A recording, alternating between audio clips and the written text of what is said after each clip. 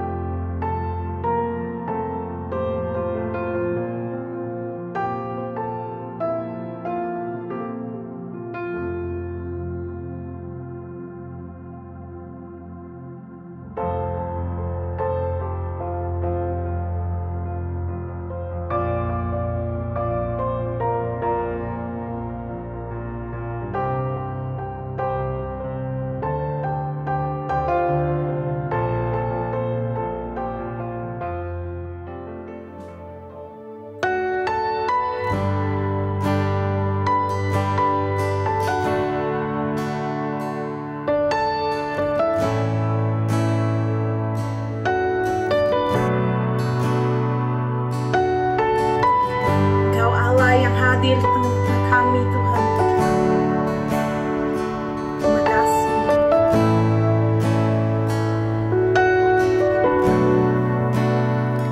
You are here, moving in our midst. I worship you. I worship you. You are here, working in this place. I worship you. I worship you. You are here, moving in our midst. I worship you. I worship you. You are here, working in this place. I worship you. I worship you. Waymaker, miracle worker, promise keeper, light in the darkness. My God, that is who you are. Waymaker, miracle worker, promise keeper, light in the darkness. My God, that is who you are. You are here, touching every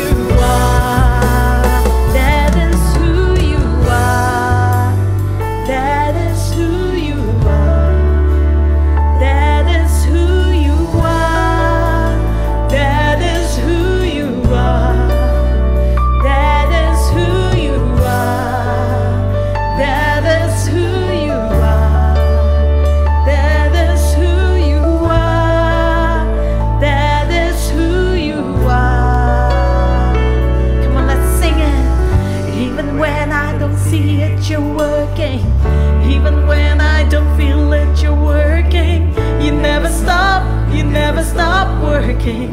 You never stop working. Even when I don't see it, you're working. Even when I don't feel it, you're working. You never stop working. You never stop working. Even when I don't see it, you're working. Even when I don't feel it, you're working. You never stop working. You never stop working. Waymaker, miracle worker, promise keeper, light in the darkness. My God, that is who you are. Waymaker, miracle worker, promise keeper, light in the darkness. My God, that is who you are. That is who you are. That is who you are. Mari kita proklamasikan diri Tuhan dalam hidup kami. Katakan, that is who you are. That is who you are. That is who you are. That is who you are. Katakan, Jehovah Shalom. That is who you are. Jehovah Jireh. That is who you are. That is who you are. Kita katakan,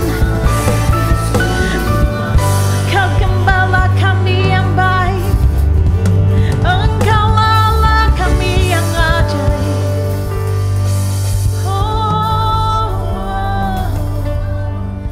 I trust in you, oh God. Turn your eyes upon Jesus. Look full in His wonderful face, and the things of earth will grow strangely dim in the light of His glory and grace.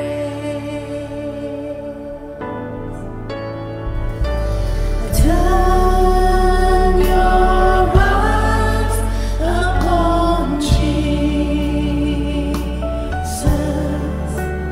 Look full in His wonderful face, and the things of earth will grow strangely dim in the light of His glory and grace. Mari pandang padanya, pandanglah pada Yesus. Oh, pandang wajahnya mulia, isi dunia menjadi suram oleh sinar kemuliaannya, oleh sinar kemuliaannya, oleh sinar kemuliaannya.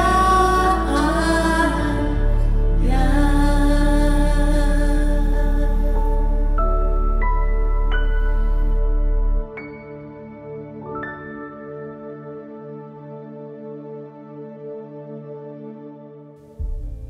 Deklarasi Pentakosta ketiga. 1. Pentakosta ketiga adalah pencurahan Roh Kudus yang dahsyat di zaman now, melebihi yang terjadi di Azusa Street. 2. Pentakosta ketiga akan mengakibatkan penuaian jiwa yang terbesar dan yang terakhir sebelum Tuhan Yesus datang kembali. 3. Pentakosta ketiga akan membangkitkan generasi Yeremia, yaitu anak-anak muda yang dipenuhi Roh Kudus, cinta mati-matian kepada Tuhan Yesus, tidak kompromi terhadap dosa, dan akan bergerak untuk memenangkan jiwa. 4. Pentakosta ketiga lahir di Indonesia dan bergerak ke bangsa-bangsa. Gerakan ini dari timur ke barat dan akan kembali ke Yerusalem. 5. Pentakosta ketiga akan memberikan kuasa untuk menyelesaikan amanat agung.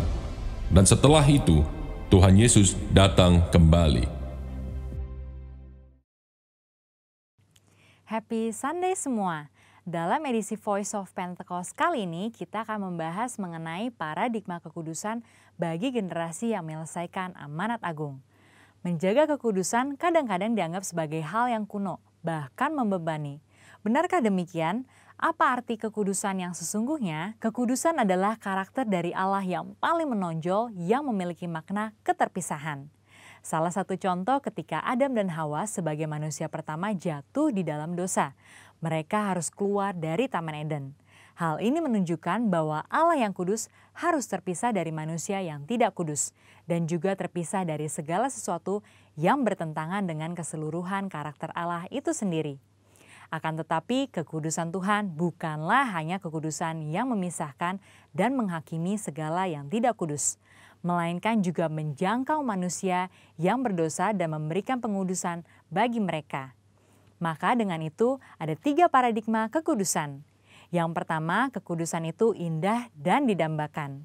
Kita dapat melihat bahwa seluruh ciptaannya sungguh sangat baik, dan kata baik juga mencangkup segala pengertian seperti keindahan dan kedambaan. Dalam Mazmur 96 ayat 9 dikatakan, sujudlah menyembah kepada Tuhan dengan berhiaskan kekudusan. Kata berhiaskan kekudusan menunjukkan bahwa kekudusan adalah hal yang mulia dan indah di hadapan Allah.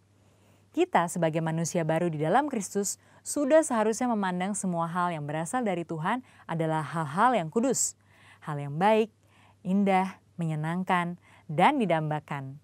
Pola pikir bahwa hal-hal yang tidak kudus membawa kenikmatan seharusnya kita tanggalkan. Sebagai insan Pentakosta yang hidup bergantung kepada Roh Kudus setiap saat, sudah selayaknya kita mengalami kemenangan dari kedagingan. Yang kedua, kekudusan itu menular dan menyebar. Paradigma yang baru tentang kekudusan juga dinyatakan dalam kehidupan dan pelayanan Yesus. Dalam pelayanannya, Yesus sering digambarkan berada bersama dengan orang-orang yang najis menurut Taurat. Dalam Lukas 5 ayat 12-14 dikisahkan bagaimana Yesus berjumpa dengan seorang yang penuh kusta. Orang tersebut meminta kepada Yesus untuk menahirkannya, yang kemudian diresponi oleh Yesus dengan menjamahnya dan berkata, "Jadilah engkau tahir." Dan Alkitab mencatat bahwa orang tersebut menjadi tahir. Ketika Yesus menjamah orang yang sakit kusta yang najis menurut Taurat, Yesus tidaklah menjadi najis. Namun sebaliknya, kekudusan Yesus terimpartasi kepada orang yang sakit kusta itu dan mentahirkannya. Hal ini selayaknya memberikan paradigma baru dalam kita memandang kekudusan, yaitu kekudusan itu menular dan menyebar. Yang ketiga, kekudusan menjangkau banyak orang. Dengan pengurapan Roh Kudus, maka sudah seharusnya kita menjangkau orang lain dan menularkan kekudusan tersebut. Kekudusan bukan lagi hanya sekedar yang penting saya sendiri yang kudus. Dalam Imamat 19 ayat 2, pertama-tama Tuhan berkata, "Kuduslah kamu sebab aku Tuhan Allahmu kudus." Setelah itu mulai dari ayat 3 dan seterusnya, Tuhan memberikan serangkaian perintah kepada umat Israel untuk melakukan perintah seperti menghormati ayah dan ibu ataupun bertindak jujur. Hal-hal yang diminta Tuhan ini menunjukkan bahwa kekudusan bukan berdampak hanya untuk diri sendiri, tetapi juga berdampak secara horizontal, yaitu kekudusan menjangkau banyak orang. Terkait hal ini, gereja kita yang ada di Bandung memiliki kisah yang unik dalam perjalanan sejarahnya. Pada waktu itu tahun 1992 tidak ada lagi gedung pertemuan umum yang bersedia untuk menyewakan tempatnya secara permanen. Namun tiba-tiba ada satu tempat yang bersedia menyewakan tempatnya untuk ibadah dan dikontrak untuk waktu yang cukup lama. Tempat tersebut adalah Gedung Paramount yang adalah sebuah nightclub. Pada saat itu gembala sidang kita dihadapkan dengan keputusan yang sulit. Beliau pun teringat bahwa pada waktu sebelumnya dalam KKR di Batam, hal serupa juga terjadi. Pada waktu itu tidak ada tempat untuk melaksanakan KKR kecuali sebuah tempat karaoke. Akhirnya KKR tetap dilaksanakan di tempat karaoke tersebut disertai lawatan Tuhan yang luar biasa. Karena hadirat Tuhan tidak dibatasi oleh tempat atau apapun juga. Pada akhirnya gembala sidang kita menyetujui penggunaan Gedung Paramount untuk menjadi tempat ibadah minggu. Meskipun tempatnya aneh menurut manusia, tetapi hadirat Tuhan memenuhi tiap ruangan ibadah dan lawatannya pun terjadi setiap minggu. Banyak orang bertobat dan jiwa-jiwa bertambah hari demi hari. Wow! Kesimpulannya, Tuhan sedang memanggil kita untuk hidup dalam kekudusan guna menyelesaikan amanat agung. Dalam Wahyu 22 ayat 11 dikatakan, barang siapa yang berbuat jahat, biarlah ia terus berbuat jahat. Barang siapa yang kudus, biarlah ia terus menguduskan dirinya. Mari kita terus mengerjakan dan menjalani kehidupan kita, bergerak dan menularkan kekudusan kemanapun kita pergi untuk menuai banyak jiwa. Tuhan Yesus memberkati. Salam kekasih-kekasihnya Tuhan, saya percaya kita tetap dalam bersukacita karena kita punya Tuhan Yesus yang dahsyat. Kasih setianya, rahmatnya selalu baru, senantiasa setiap hari, setiap saat. Tanpa terasa kita sudah memasuki di bulan Oktober, bulan yang ke-10 di tahun 2020 ini. Ya, saya percaya kebaikan Tuhan tidak pernah berhenti, anugerahnya tetap sempurna dalam hidup kita. Kita akan belajar sharing firman hari ini di dalam Pengkhotbah 10 ayat yang ke-10 juga. Oke, demikian firman Tuhan. Jika besi menjadi tumpul dan tidak diasah, maka orang harus memperbesar tenaga. Tetapi yang terpenting untuk berhasil adalah hikmat. Kata kunci sharing firman hari ini adalah dikatakan, tetapi yang terpenting untuk berhasil adalah hikmat. Terjemahan bahasa yang lain dikatakan, but wisdom brings success. Hari-hari ini kita memasuki hari yang tidak seperti biasanya. Kita tahu kondisi hari ini begitu banyak orang yang mengalami tantangan, mengalami pergumulan. Mereka banyak mengalami persoalan-persoalan dan permasalahan hidup. Efek daripada pandemi COVID-19.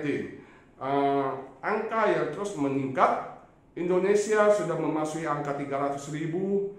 Sampai minggu ini juga angka yang terus menaik setiap harinya di atas 4.000 per hari. Bahkan dunia juga memberitakan resesi sedang terjadi. 92 negara di seluruh dunia sudah menyatakan mengalami resesi. Indonesia melalui Ibu Menteri Keuangan Sri Mulyani mengatakan Indonesia di kuartal kedua kita minus 5,3% dan kuartal ketiga ini bisa memasuki ke angka 2%. Resesi sedang terjadi juga di mana-mana termasuk di bangsa kita Indonesia. Resesi yang sedang berjalan ini, efek daripada resesi adalah pertama adalah meningkatnya pengangguran. Ketika pengangguran meningkat, yang pasti juga jumlah kemiskinan juga semakin bertambah.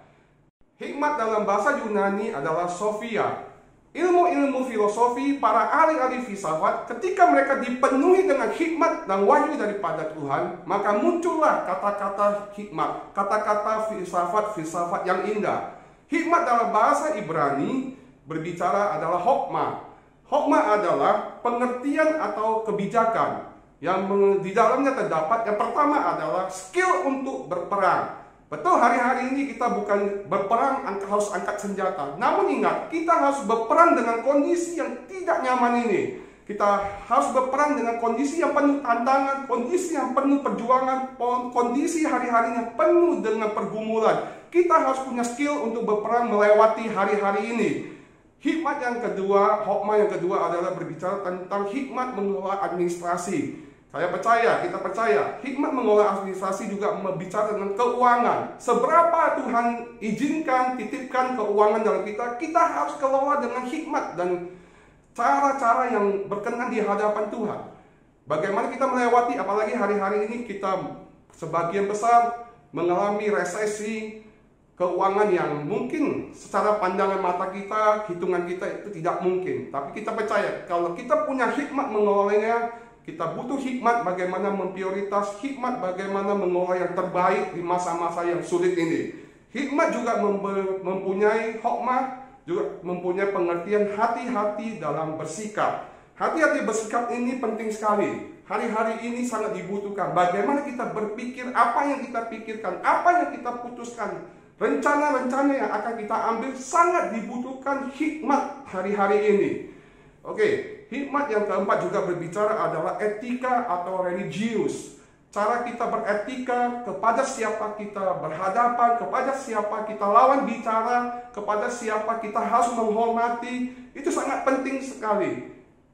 Hikmah yang kelima berbicara adalah skill dan keahlian.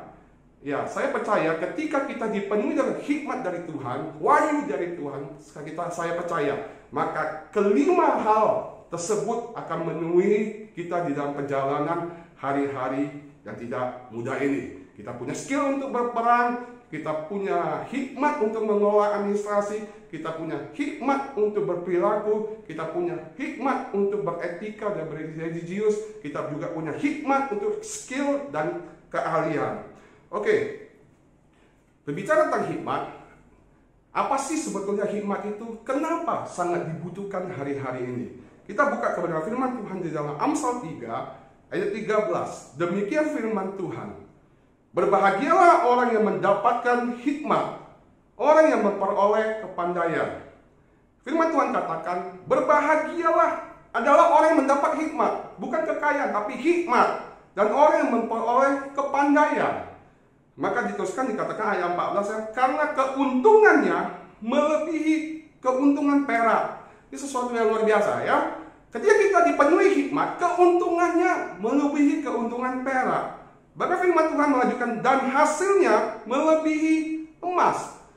Ya, keuntungannya melebihi perak, hasilnya melebihi emas. Itulah hikmat. Belum selesai, dikatakan ayat ke-15, ia lebih berharga daripada permata. Coba bayangin, hikmat itu lebih dari perak, lebih dari emas, bahkan lebih dari permata.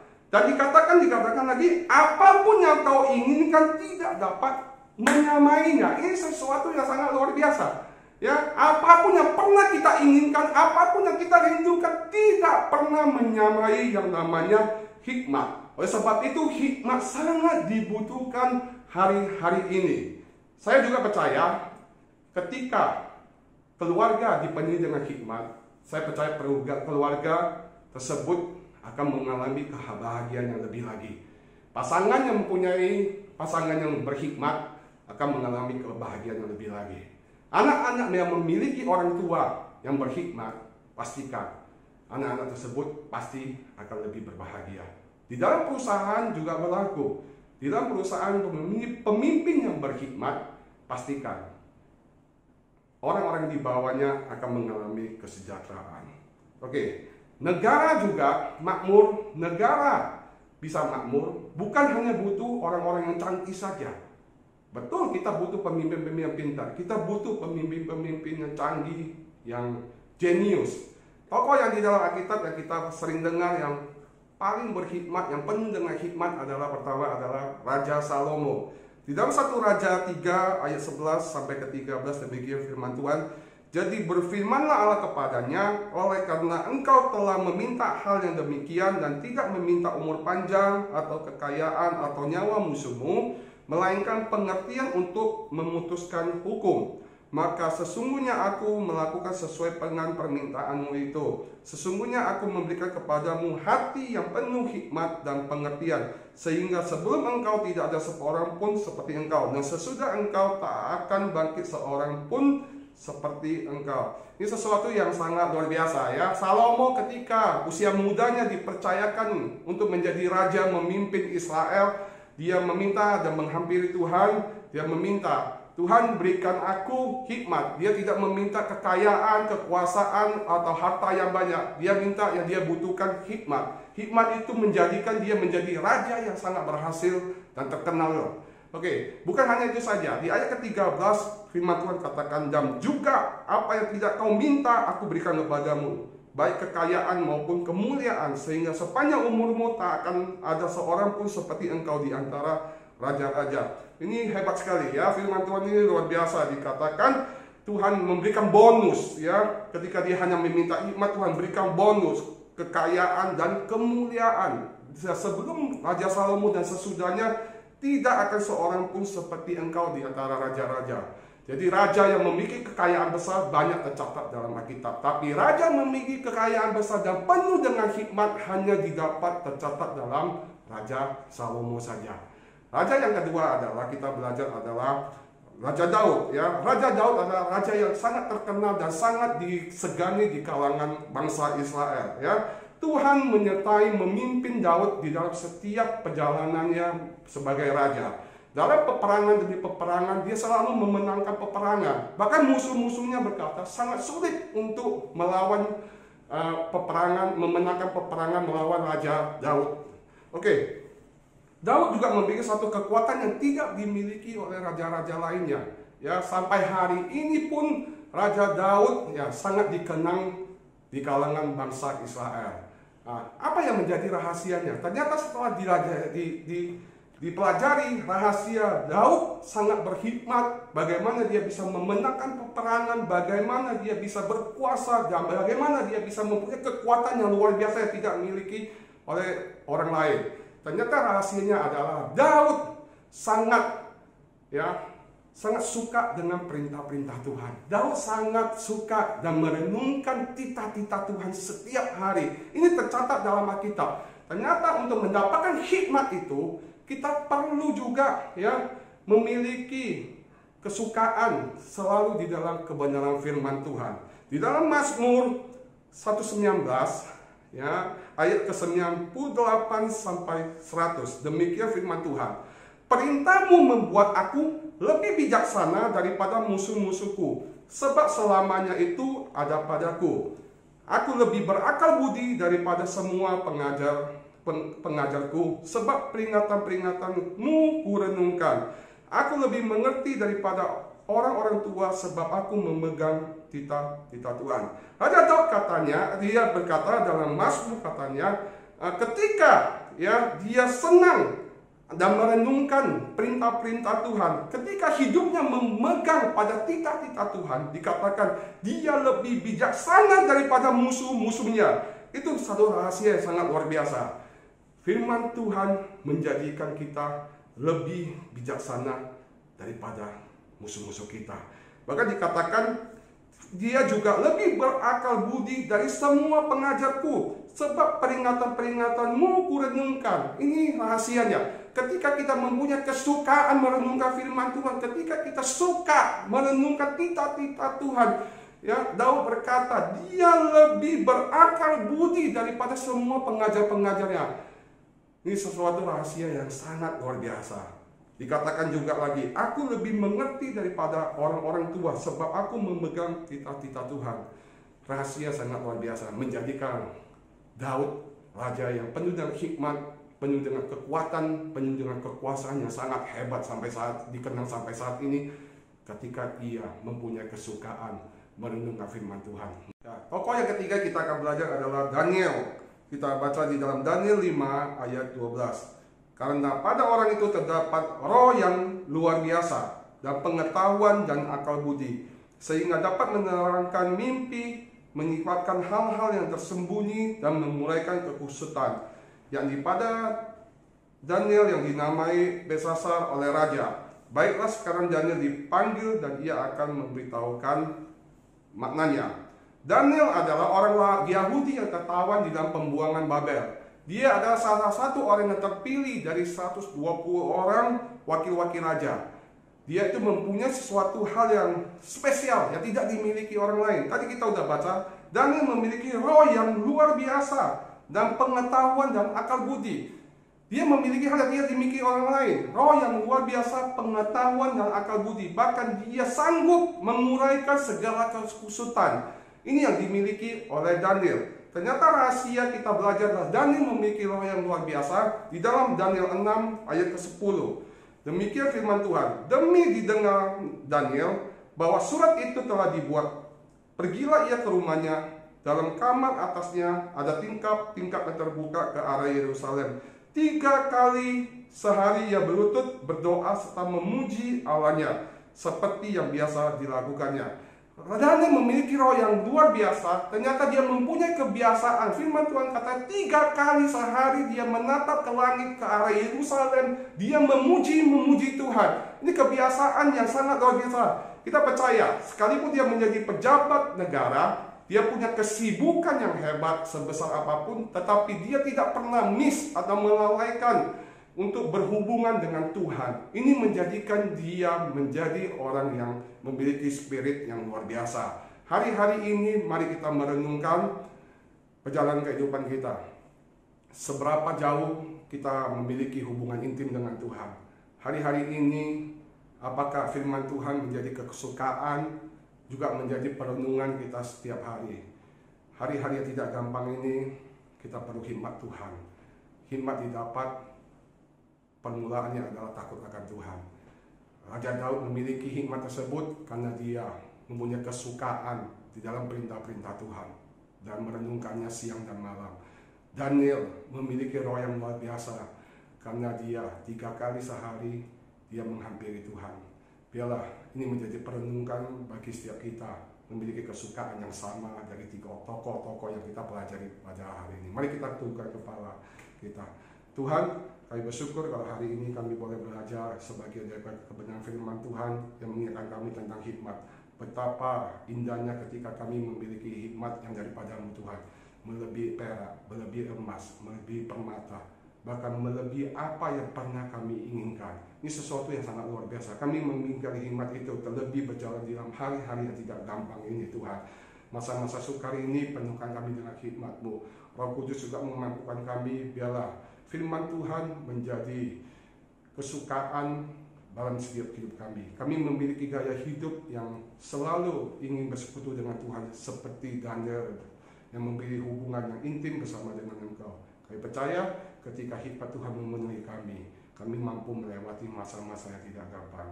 Kami sanggup berdiri tegak, iman kami tidak goyah, iman kami tetap kuat berdiri bersama dengan Engkau. Terima kasih Tuhan, sempurnakan keterbatasan hamba-Mu Roh Kudus, boleh berkata-kata dalam setiap hati pribadi lepas pribadi. Terima kasih Tuhan, hari ini kami mau memiliki gaya hidup yang berubah. Terima kasih Tuhan, dan kami percaya kami akan mengalami satu terobosan yang baru, kekuatan, kesegaran yang daripada-Mu Tuhan. Terima kasih Tuhan, dan kami siapkan hati kami untuk menyambut berkat yang terbaik daripada-Mu saja. Mari kita angkat tangan kita dan arahkan pandangan kita kepada Bapa di surga. Kami terima damai sejahtera yang melimpah-limpah dari Allah Bapa, cinta kasih yang sempurna, melalui anak yang tunggal, Tuhan Yesus Kristus, serta persekutuan yang manis, mulai kuat kuasa Roh Kudus, mulai saat ini hingga maranatha, bahkan sampai selama-lamanya. Mari kita percaya, kita diberkati, sama-sama katakan, amin. Tuhan Yesus berkati kita semuanya.